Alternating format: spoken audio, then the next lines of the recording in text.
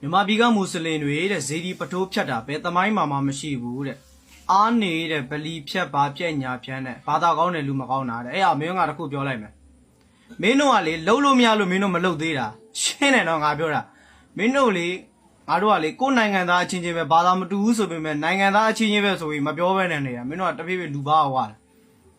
အဲ့အမင်းတို့တွေကလေလှုပ်လို့မရလို့မင်းတို့မလှုပ်သေးတာရှင်းတယ်နော်အရင်တော့ဟဲ့အောင်အာဖဂန်နစ္စတန်နိုင်ငံဒီဗုဒ္ဓဘာသာနိုင်ငံဗုဒ္ဓရဲ့ဓာတ်တော်မွေတော်တွေကြီးပဲထည့်ထားတဲ့အိုးတော်နှစ်အိုးရှိတယ်ရရှင်းတယ်နော်ရှေးခေတ်ဘီသူကလက်ရနဲ့အာသောကမင်းရဲ့ကြောက်စာတွေတောင်မှရှိခဲ့တဲ့ဗုဒ္ဓဘာသာရဲ့တမိုင်းအဝင်ဆုံးနိုင်ငံအာဖဂန်နစ္စတန်ကမင်းတို့တွေဘယ်လိုလုပ်ခဲ့လဲအာဖဂန်နစ္စတန်ကညံတော်အမြင့်420တောင်မြင့်တဲ့မတည့်ရက်ရုပ်ပွားတော်အလုံးပေါင်း3စုပေါ့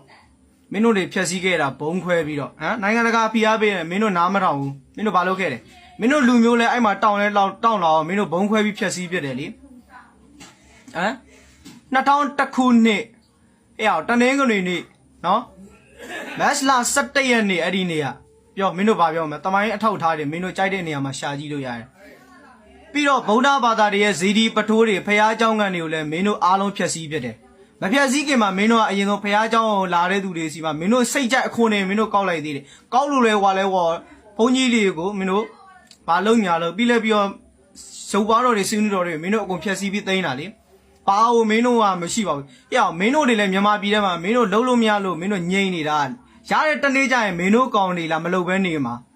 အဲ့ဒါတွေအားလုံးငါတို့ဗုဒ္ဓဘာသာဝင်တွေအားလုံးကတိတယ်တိရက်နဲ့မင်းတို့သဘောထားကြီးပြီးတော့လူလိုသူလိုတိုင်းပြည်ထဲမှာအေးအေးဆေးဆေးနေခွင့်ပေးထားတာနော်လူပွားတော့လူပါတော့လာပြီးမဟုတ်နဲ့အေးငါပြောပြမယ်ငါတို့နိုင်ငံကလေ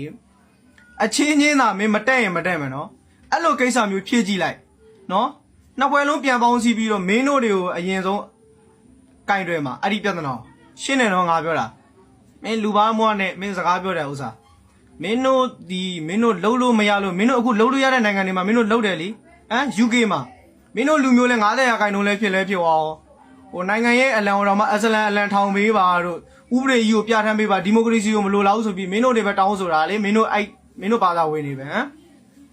အုပ်ချုပ်ရေးပိုင်းမှာလည်းအလံဘာသာဝင်တွေနေရာရတယ်နိုင်ငံရဲ့လူဦးရေ90%ကလည်းအလံဘာသာဝင်လည်းဖြစ်အောင်မင်းတို့ထားပြီးတောင်းကြတာလေဒီမှာမင်းတို့လူအင်အားအလောက်မတောင်းသေးတာလုံးလို့မရသေးတဲ့အတွက်မင်းတို့မလုပ်တာရရင်မင်းတို့ကောင်းနေလားမလုပ်ဘဲနေမှာဟမ်အခုအမေရိကန်လည်းမင်းတို့မကြောက်လာမှကြည့်နေငါမပြောလိုက်ချင်ဘူးမလေးစိတ်ဒီဘက်တော့မင်းတို့မရလို့မင်းတို့မလုပ်သေးတာရရင်မင်းတို့လုပ်မှာထုံနဲ့မစွာနဲ့